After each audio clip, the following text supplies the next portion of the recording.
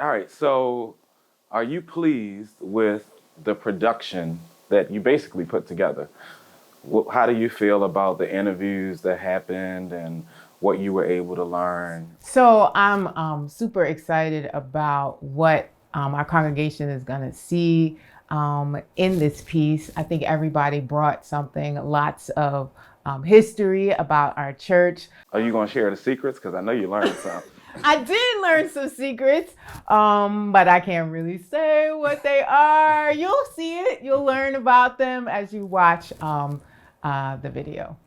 New Hope family, we have taken the opportunity to record a documentary of our church's history. Much of what we have as far as history is concerned is documented only on paper. Much of what we can grow from is our oral tradition, the stories, memories, and lasting information.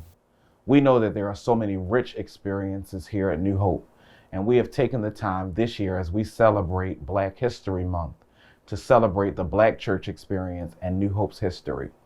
We interviewed members of our church in order for them to share with us how they see New Hope over the years. We hope that you enjoy. We have put a lot of time and effort into this video and know that it is not only life-changing, but transformational.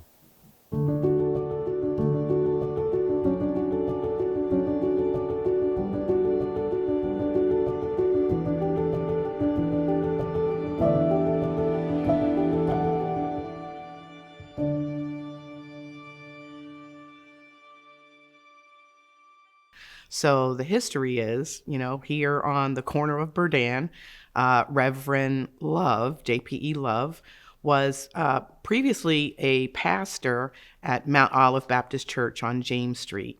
There was a separation in that church. They didn't like some of the things that he was doing, and he still wanted to honor God and to worship God. So they decided that they were going to build their own church and requested the council of Bergen County to approve the development of that church. So in 1920, it was approved. They began by worshiping in Holt's Hall, which is at the end of Berdan, and it was named after Grant Holt, who was one of the founding members. And he was a large landowner here between Berdan and James Street. So we worshiped there for a couple of years. He sold us this land. Actually, he didn't sell it. He gave it to us for free. And then Reverend Love actually went to North Carolina to some friends that he was aware of as builders who were looking to move and do more work up north, and it's the Gray family. They built this church, and if you look around the church, you can see some of the original foundation. The stained glass windows are original, and so it's just an honor to still be worshiping in this church after 100 years. I look at Reverend Love and I think about his ability to build the church from nothing, being able to split from Mount Olive, but then galvanize a group of people who were able to do an amazing work here. Looking at the fact that they were able to bring in Black contractors and architects from North Carolina to build this church. It's so funny when we were looking at the history, the initial deed for the church said that they paid $4,500 to build the buildings that we have here today. So Reverend Love was a galvanizer of people. He was able to do and develop plans that we stand on today. He seemed, from what I've seen, very committed to not only New Hope, but the Baptist ministry at large, right? You can see evidence that he went all around the country bringing in speakers, and you have to understand a little bit of that time period. They were trying to increase the presence of the Baptist religion across the United States. So there was evidence that he preached in Chatham, New Jersey at First Baptist Church, and he brought Booker T. Washington there to speak. Reverend Love was here from 1920 to 1939. I don't have any evidence of exactly why he left, but he left in 39. And actually, if you look at his obituary, he died shortly after that, maybe within 10 years, after a short illness. But even after he left New Hope, he continued to preach.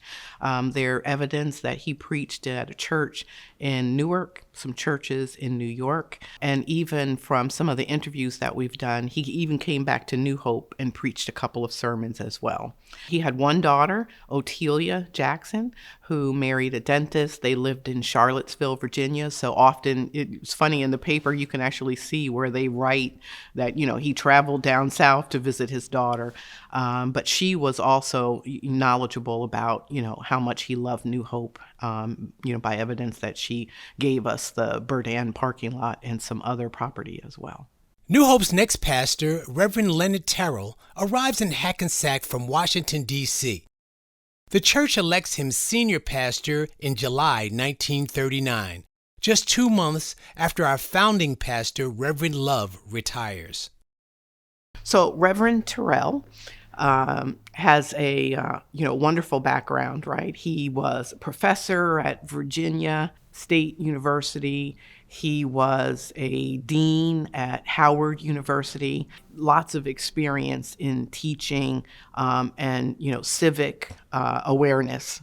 Reverend Terrell is known here at New Hope because the annex that we currently have our offices in Sunday school used to be named after Terrell Annex. The desire was to have that as Sunday school offices, but according to the paper that I saw, indicated that they needed housing because there was a shortage of housing. So at one point, the Terrell Annex was actually an apartment building and people were living in there.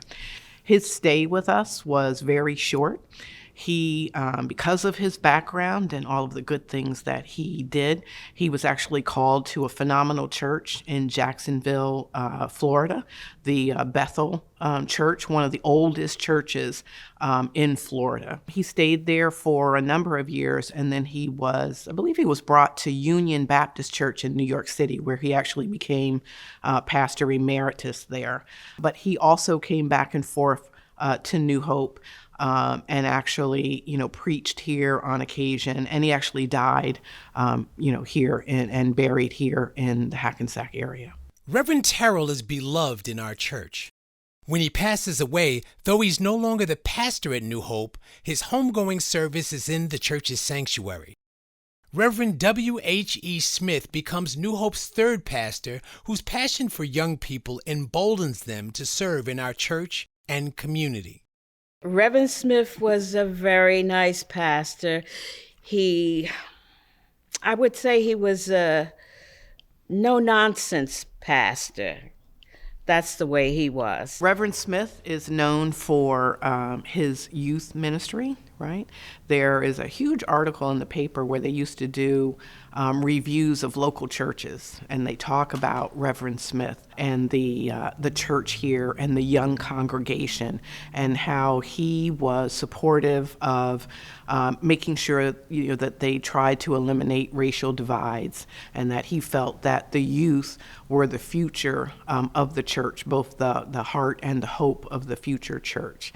So a lot of the programs that he implemented involved youth. The Children's Church, Youth Guild, Willing Workers, a lot of those were created by Reverend Smith. And he was a Renaissance man. Following the service, my husband and I finally met my husband and got married and blah, blah, blah. And we decided we weren't gonna live. We just didn't like each other after we married. So I called Reverend Smith. I said, I'm leaving him. And he said, well, why don't you two follow me to the parsonage after service and we'll talk. And he got us in that parsonage, never said a word about our relationship, put on some jazz, started playing it. Mrs. Smith was cooking, and I stayed married for 42 years before my husband passed. He just He just knew how to handle young people. And later on he said, I knew you were meant for one another. No. It was large families here. It was the Watsons, the whole Watson family, and also the Taylor family. James Taylor, he used to, that JT. family, Yeah. they were here when we were here also. And James would sing in the church too. Cool in the Gang. James. Exactly. He started out right here. Yep. And Mrs. Martin, she was the choir director. When we sang in the choir, we had a kids choir, and we used to sing in the choir. And Miss Martin, she conducted that for us, and it was no nonsense. You sing it, you know. In December 1961, Reverend W.H.E. Smith slips into eternity while pastor at New Hope. He leaves an indelible mark on our young people. It takes New Hope 2 years to find our fourth pastor, Reverend Richard Puryear, in Westchester County, New York. Beverly and Deborah Puryear share their perspective on their father's pastorate. It just seemed like one day I woke up and there was all of this excitement that there was a possibility that we'd be leaving Peekskill. But I can remember this one day, I was 7 years old, and I can remember members from the pulpit search committee coming to our home. While excited about the move to Hackensack, the Puryear family faced some challenges. So talk to me about that experience, moving in. Well, we didn't move in right away. And the reason, well, it was uninhabitable. And so arrangements were made to change and renovate and build an addition to the parsonage. The downside of that was that since we were not able to move in as a family into the parsonage, we were all split up. There were three of us, my sister and my brother and myself, and my parents. So my parents stayed with the Allens, Deacon and Mrs. Allen, on Railroad Avenue. My sister stayed right here on First Street with Mrs. Mitro Banks. I stayed with who I call my second parents, Deacon Walter and Annabelle Oates. And my brother stayed with Reverend Brown and his wife, Sally Brown, and their son, Marvin, on Stanley Place. Well, I'm the baby of the family, and so I was daddy's girl. Sorry, Cheryl. But he was just the most warm, passionate, loving, kind. I can't think of enough synonyms or superlatives. He was just a beautiful person, wonderful dad, hardworking man, also a nice pastor, beautiful pastor. So everybody talks about your dad. Tell us about your mother. Oh gosh, Mamie. Mamie. Mamie Puryear was a gem, just a beautiful Christian woman, loved to cook, loved to make her family and home life comfortable, and that extended, again, to the church community. Yeah, the only thing that I know is that he did revamp the parsonage. There's some pictures in the paper with him and the founding, some of the deacons and the trustees, you know, with getting the keys to the parsonage. Oh gosh, it looked to me like a mini mansion. You know, it was, everything was brand spanking new. There was a whole new addition over the garage of the house with the beautiful master bedroom, new bathroom, new bedroom. The living room was expanded, and I believe the dining room was expanded. Some work had been done to the kitchen, and then even the older part of the house was, was redone with fresh paint and carpeting and so forth. It was absolutely beautiful. What I liked the most was that I got the new bedroom in the new part of the of the new addition along with my parents. So I was on there were like two parts or two sides of the house. And it was beautiful. It was very comfortable. Now, you told me, tell me about his open door policy in the parsonage. Oh, Lord, that open door policy that he and my mom had, where everybody was welcome at any time throughout the day. And people literally took him up on that policy. There may be times when we're sitting there as a family watching television or eating dinner or whatever time of day it may be, and the doorbell would ring, and oftentimes it wouldn't even ring. You'd just hear a tap on the door, and then in would walk one or two people or more. And before you knew it, we were engaged in good conversation, you know, if it was meant to be that type of atmosphere. But if it was not, if it was someone coming with a problem, I knew my place was to get up and leave and go to my room. Yeah, people were in and out of the parsonage. I remember even coming downstairs for breakfast. Somebody was in the kitchen making coffee. Yeah, but it was nice. People were nice. I enjoyed the older people. They were very full of wisdom, full of laughter, humor. Yeah, we had a good time.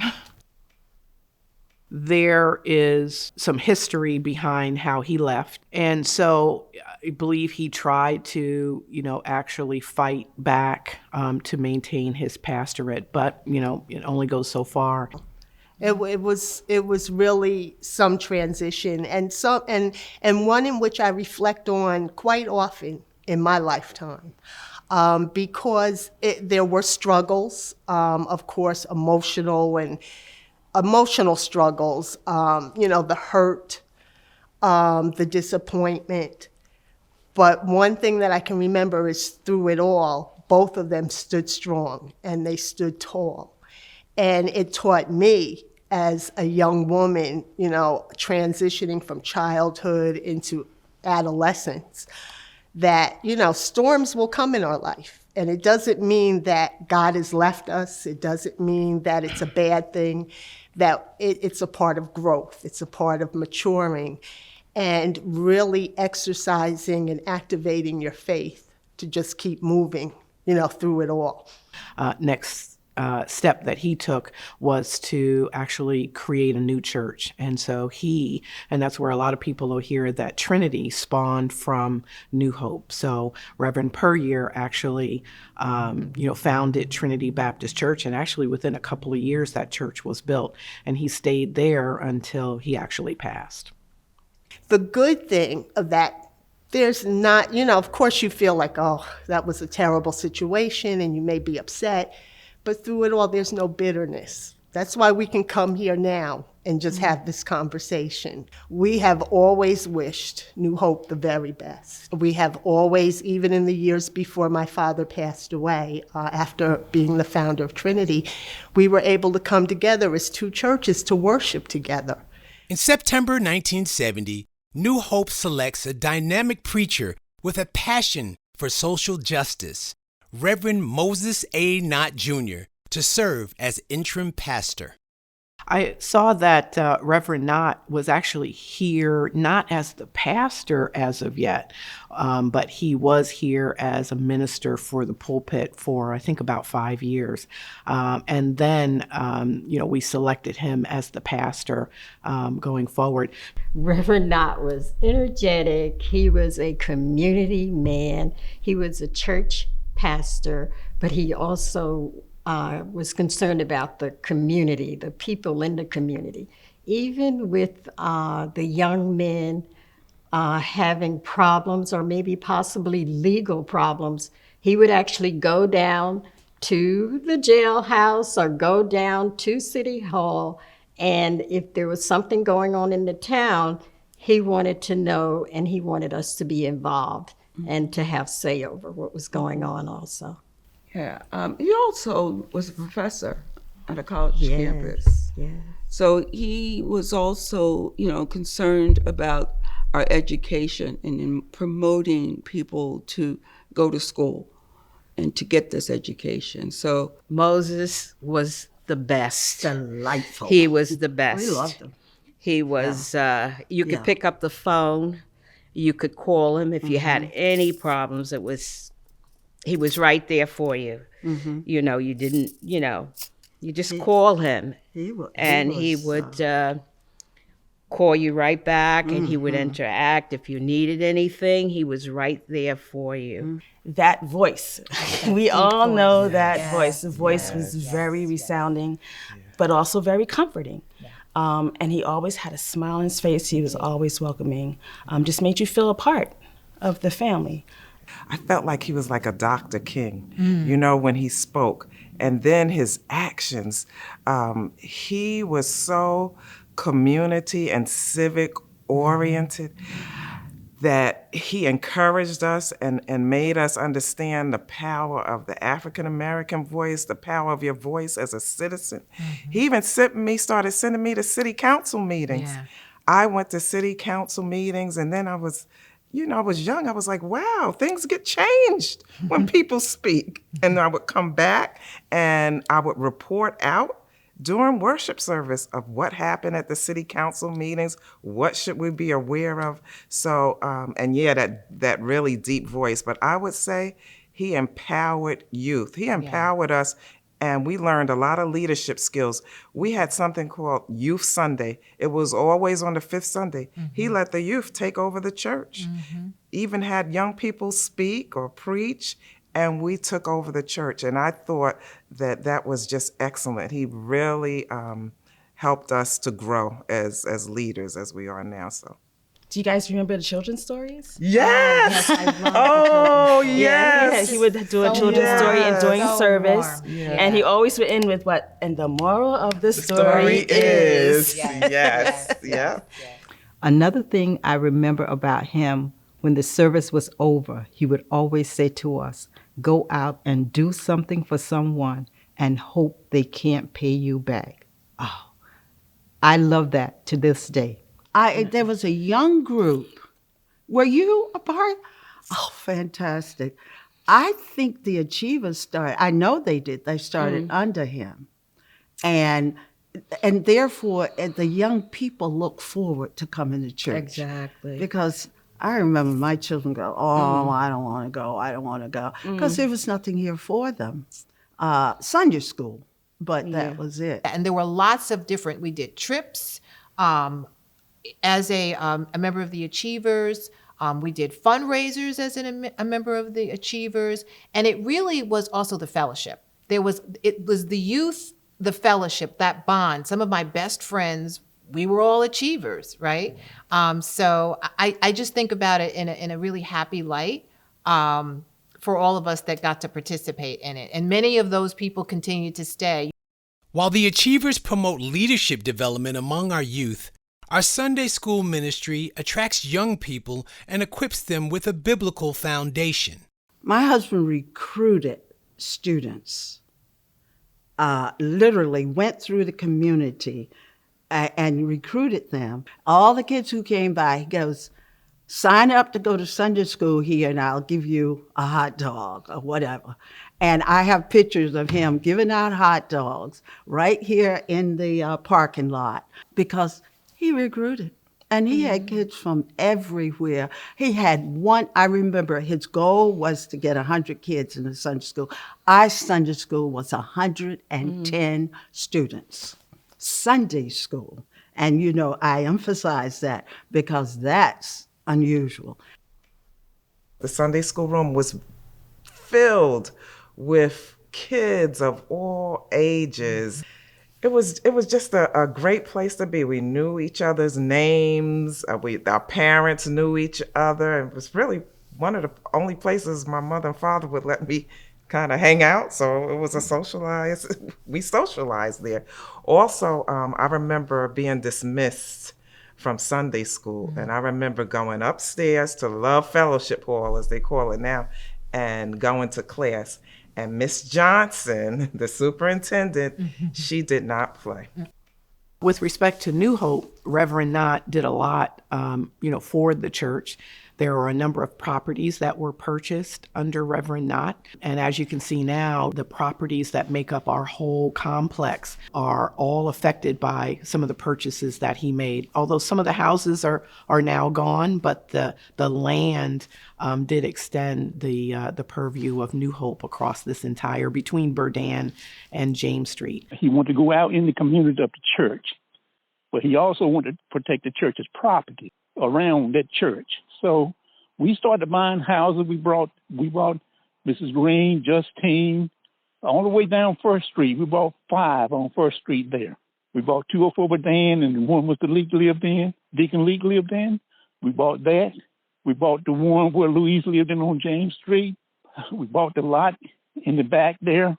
So he was always pushing the agenda to do that. So I would go along with him. So I wanted that for the church. I wanted to see the church grow. So I was doing everything I could to push his direction.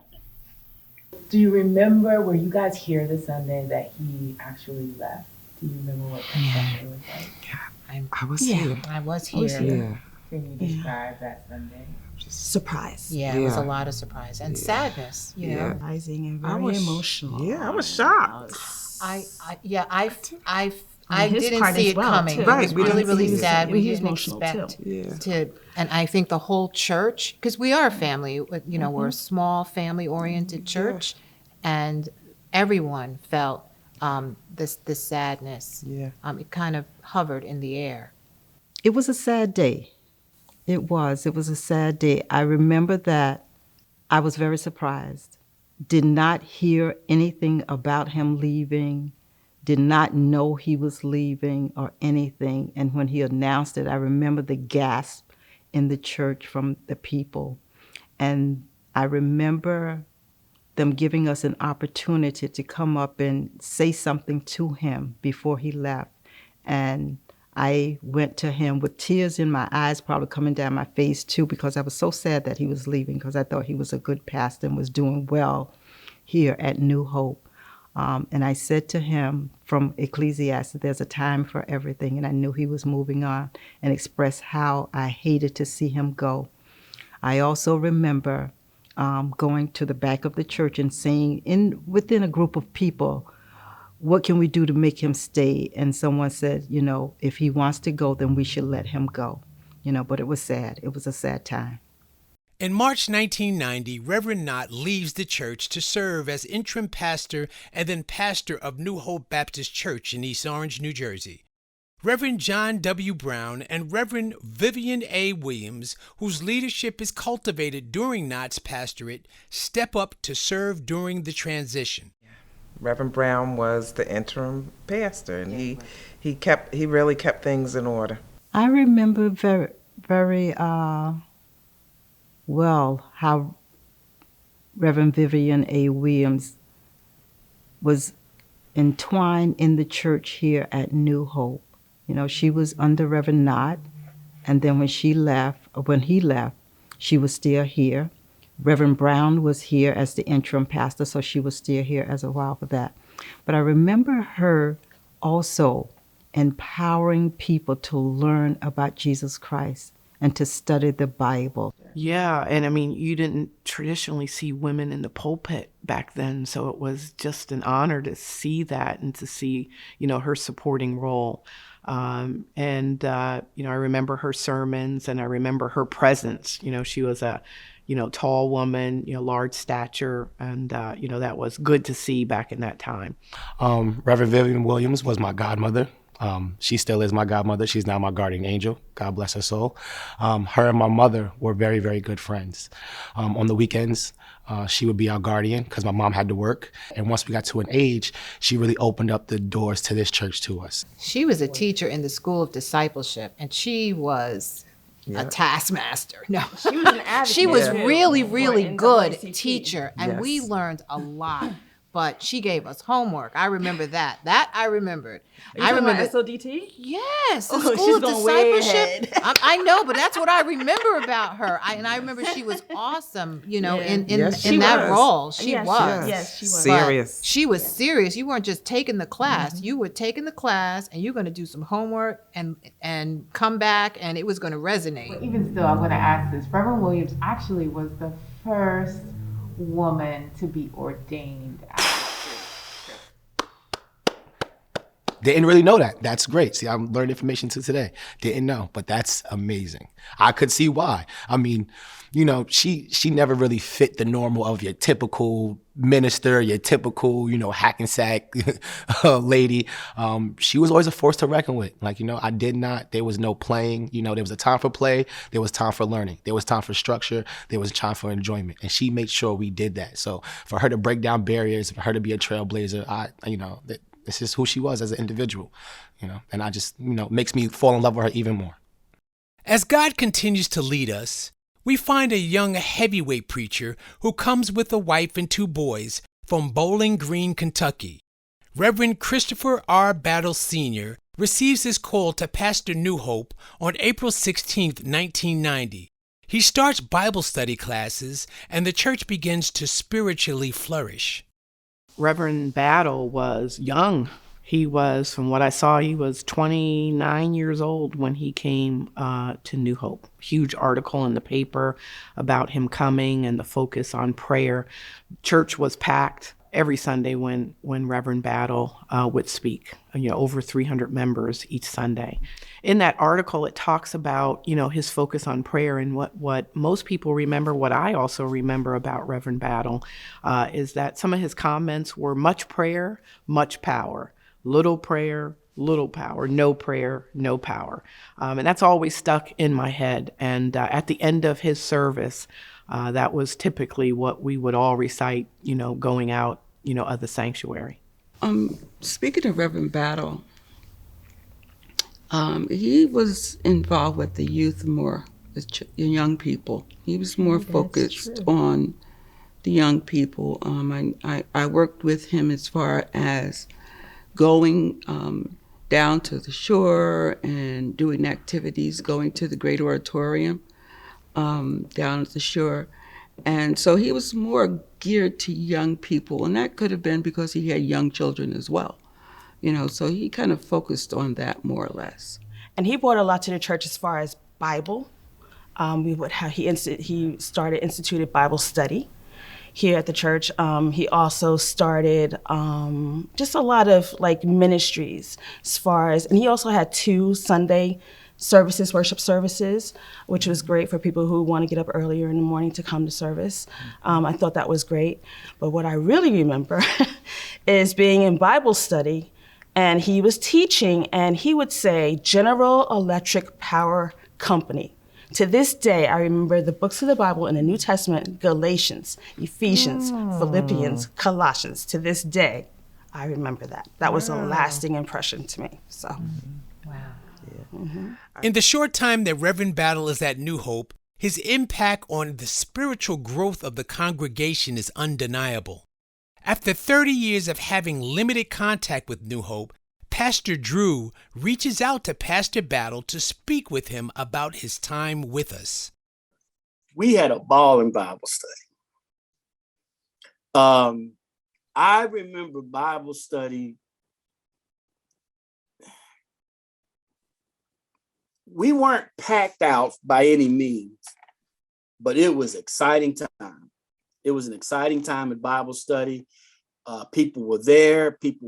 I think people were learning. People were growing. I was growing. I remember Reverend Battle being a great preacher. He also was for the young people and for the older people, the seniors. I remember he started the Golden Gems, and they had their little gold hats, and they met in the annex on Tuesdays, I believe. Every Tuesday they met in the annex, and they were really having a wonderful time with that. Oh, man. See, I'm sorry. You're about to make me cry.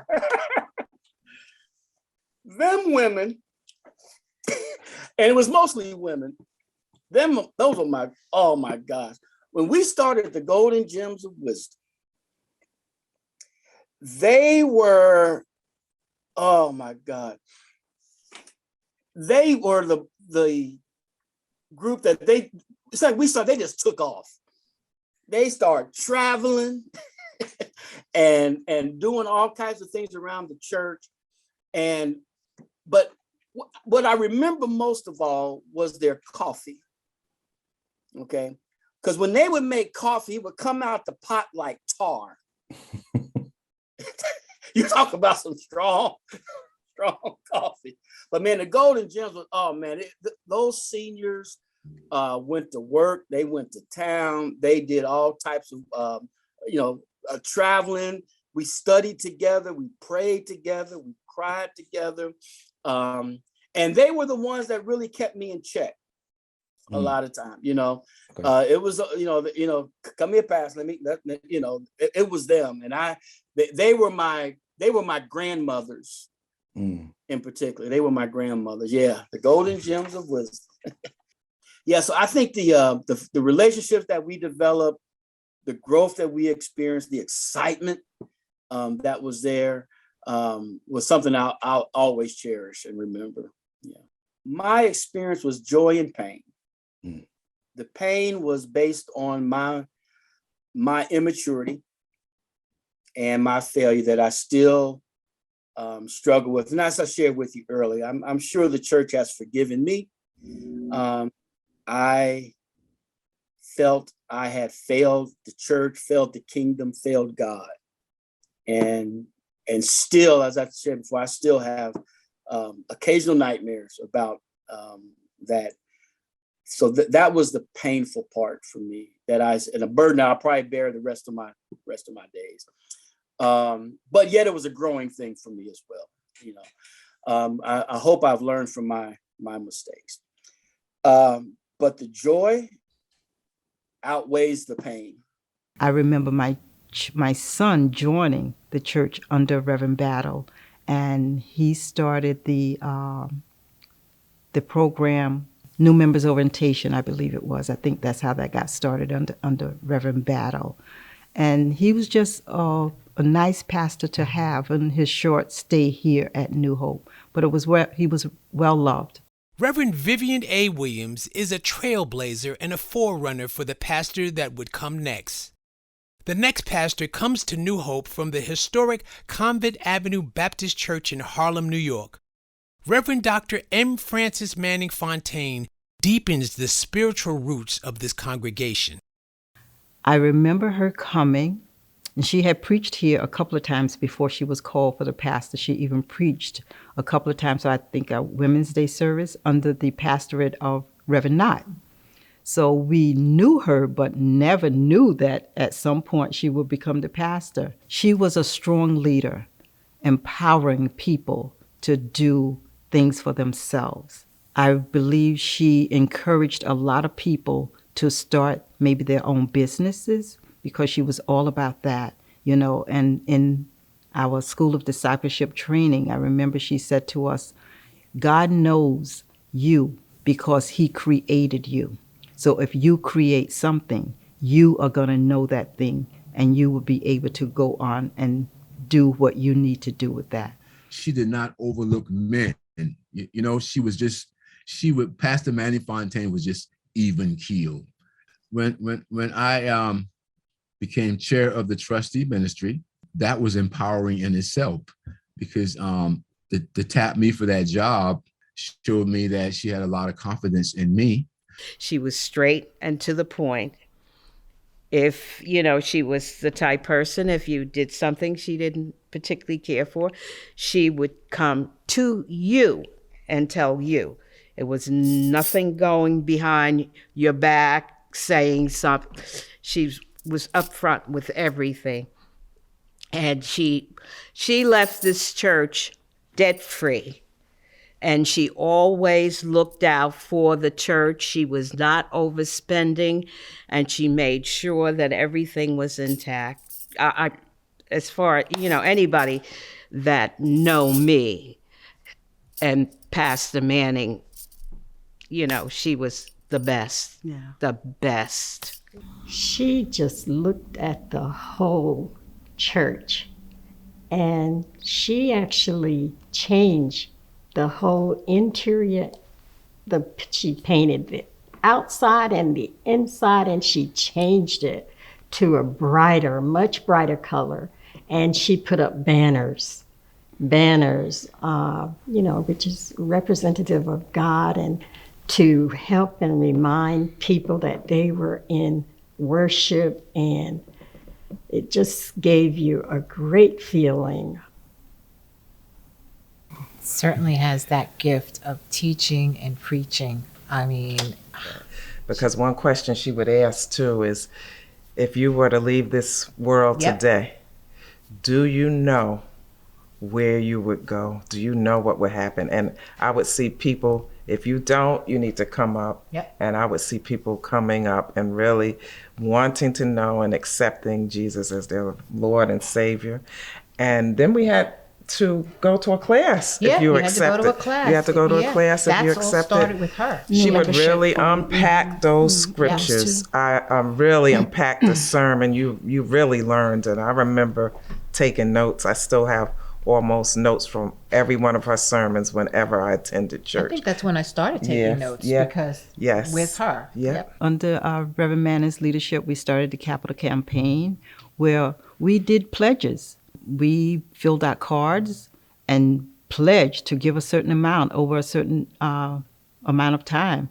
And that worked very well. People kept up with the pledges, and once those pledges were done, maybe then we started another pledge. She was so instrumental in doing all that stuff. And not just the Capital Campaign, but also the Get Out of Debt. The debt free. Debt free. Yeah, that was all of that Talk came about under that her. a little bit more, you guys. There was a system to collect the money, donations from people. And after a certain period of time, people would fill out, an application. And then it wasn't just giving you money to pay off your debt. There was also education so she really had there was a plan.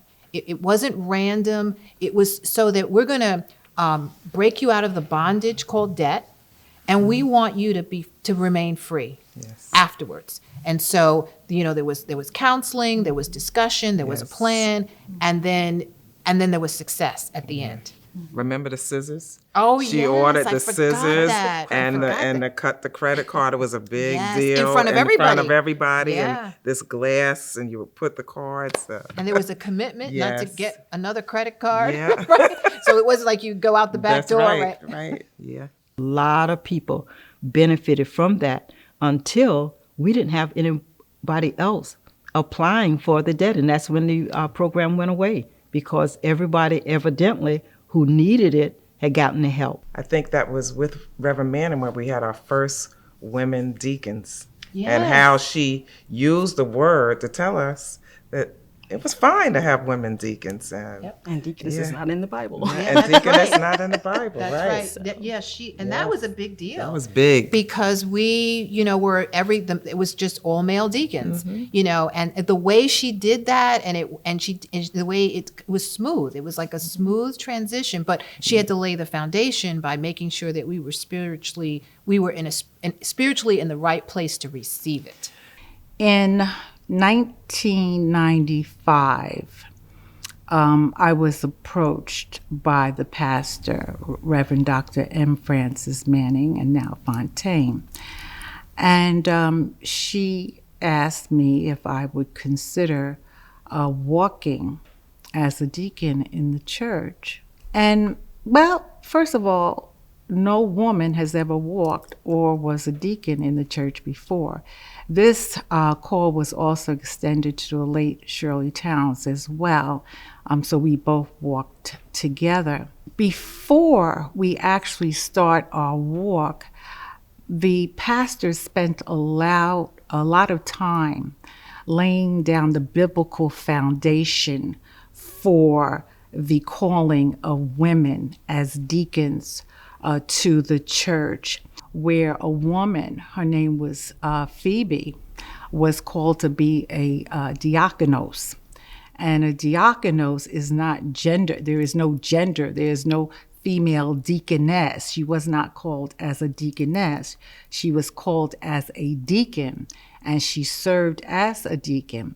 So with that understanding, the church, New Hope, was more acceptant of the role of a woman becoming a deacon in the church. But I truly believe that we were one of the first. And we really set the model. And the model was excellence. It was just excellent. Reverend Dr. M. Francis Manning Fontaine is a pioneer. She accomplishes many firsts. She's the first woman to pastor our church and the first in our area to ordain female deacons. She shares with us firsthand her experience. I can say this, that being the first female pastor at New Hope Baptist Church was not a piece of cake. But guess what? I never attributed it to being female. Why not?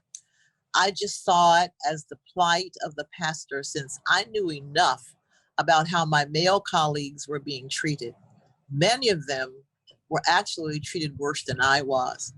And so I decided not to play the poor female victim card and just ask God, as Solomon did, for wisdom in order that I would be able to hold my own. To me, the decision to call women as deacons was a very simple and easy one, because in my reading of the New Testament, there were female evangelists. Philip's daughters were evangelists, and there was a female deacon named Phoebe. I saw no reason for women not to be called deacons. After a 2.5-year search for a pastor, on Sunday, December 9th, 2018, the church elects our 8th pastor, Reverend Dr. Drew Kyndall Ross, from Baltimore, Maryland. As the legacy continues at Pastor Drew's installation, Pastor Manning Fontaine passes the torch to him to lead the congregation into the future. All of the great pastors that New Hope has had have in so many ways made an impact on our church.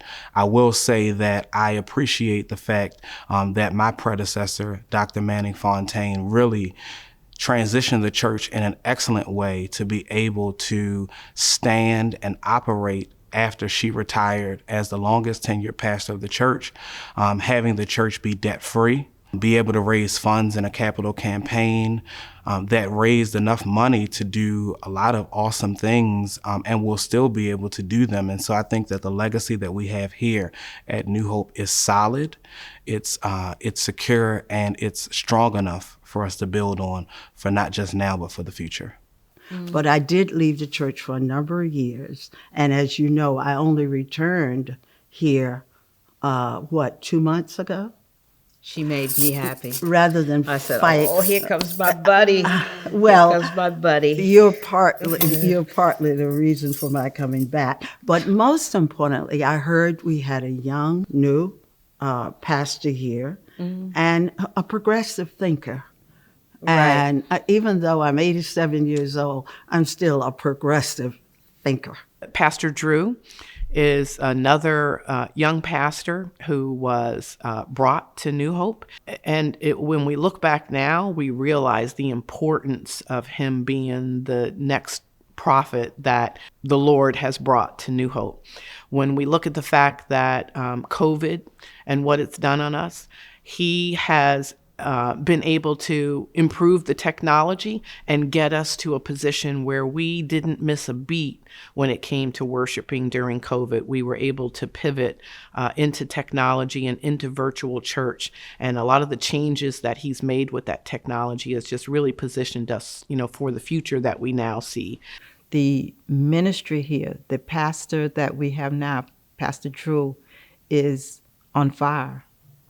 He's definitely on fire, and he's attracting people who even are members of other churches that I hear saying, "Oh, I watched your service." Maybe they're watching their own service, but they, at some point, because our services are still online, they can go and watch it at any point. So I hear people saying that, "Oh, your pastor was on fire this Sunday, or your pastor was on fire with this, So I think that we are growing spiritually. I think we are helping out in the community because we help with food boxes, giving away to the community. We give gifts to our membership, at Thanksgiving and Christmas time, just community oriented, outside of the walls, inside of the walls. It's so funny. I think about the early days of coming to New Hope. The first Sunday that I preached here as the senior pastor-elect, the first Sunday in January 2019, Communion Sunday, service was 3 hours long. I still laugh at that now because as I was leaving that Sunday, one of the older members, may she rest in glory, pulled me to the side in the back of the church and said, "Pastor, you can't keep everything and you can't change everything. But one thing I do hope that you change is how long these services go." And it just showed me that In many ways, we're very traditional, but in some ways, we have come along with the times and made changes. I think that as we are moving to the future, we're going to have to embrace innovation and see the ways that the church has changed over the years culturally and demographically, and then look at how we can program it for the future. New Hope Baptist Church has been here for over 100 years at this point, right? We just celebrated our anniversary, even though we really couldn't do the full celebration last year. But it's such an honor to have reviewed the history of New Hope, see the changes that have happened, not only to the pastors, but to the ministry, but knowing that, the commitment of the people still want this church on the corner of, Burdan and First Street to continue. Some great changes, some great leadership. When we look back at all the leaders, they've done some phenomenal things, not only here, but across New Jersey. Just excited that New Hope is going to continue. Pastor Drew has said that he's going to be here for another 60 years, and we're excited about where we're headed, and just think that he's making some positive movements with the support of the leadership, the deacons and the trustees, and honoring the founding members by paying attention to the history of this church, but looking forward to the future. I think the only thing I'll add is that I think New Hope is the kind of church that people are excited to be a part of. And I hope that as we continue in the future, we will maintain that level of excitement, build on it, develop it, and use it as our cutting edge to be able to reach people who need to be reached for Jesus. This is my church. I'm not going anywhere. When I go, it'll be in a casket. Oh, gosh, scary. This is my church. I love it. I love this church. All right, so I was able to pull Reverend Ronica from behind the camera to be in front of the camera. So let me ask her the question she asked so many people. What are your final thoughts about this project? I want to say he dragged me kicking and screaming. But anyway, so my final thoughts, I think, when it comes to this project is that first of all, that it was an honor to be able to talk to our members and find out about the history of our church. Some things that I found out, I had no idea that the lighted cross that we have in our sanctuary that is above our pulpit right now was purchased during Reverend W.H.E. Smith's time. That was an interesting piece of information that I found out. I think also finding out that our parking lot was given to us by Reverend Love's daughter was also a piece of information that I had not known about our church. So, it was awesome to hear from our congregation, from our members, things that I never knew about our church. And I grew up here, so it was pretty cool. Cool. All right, New Hope family, that's a wrap.